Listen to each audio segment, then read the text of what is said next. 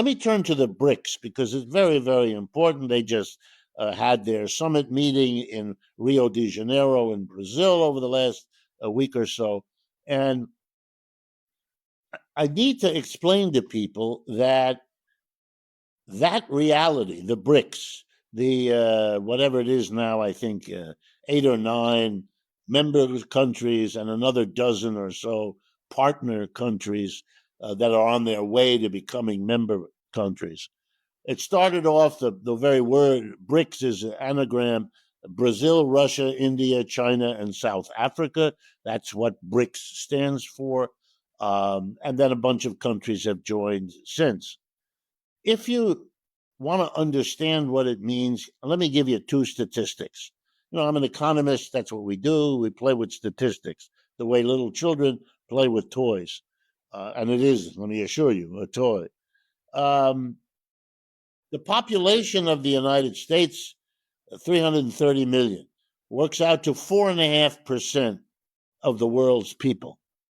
If you put together the United States with its major allies, the so-called Group of 7 or G7, it's the United States, Canada, Japan, Britain, France, Germany, and Italy. What was the core of the world economy for the last 75 years. You add up their populations and you come up with, 15, 16% of the world's people. Now let me turn to the BRICS. You add them all up, it's over half the people of this planet. No contest. They are large and we are small. Let me give you the second statistic. In economics, we have a rough measure of the size of an economy. It's called the GDP, Gross Domestic Product. And every country and the UN keep track of that. Okay, if you add up the gross domestic product of the G7, that's the United States and its major allies, it works out to about 28% of the total output of this planet that we live on here, Earth. If you do the same, you add up the GDP of the BRICS alliance, it's 35% of the world's output. In other words, the United States and its allies, who were from 1945 to around 2010, 12, 15, the dominant economic powerhouse. And what does that mean?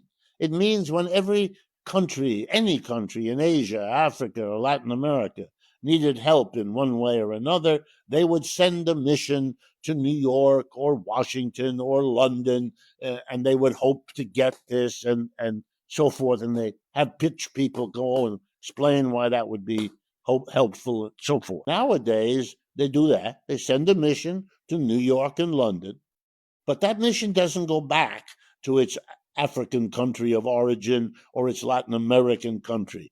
They go directly from Washington and London to Beijing and New Delhi and Sao Paulo. Yes. And they make the same pitch there. And they're more likely to receive a fair hearing of that pitch in those countries. Not only that, because they're dealing with the richer of the 2 options. Mm-hmm. And they're going to therefore get, not every time, but most of the time, a better offer. That's why they go.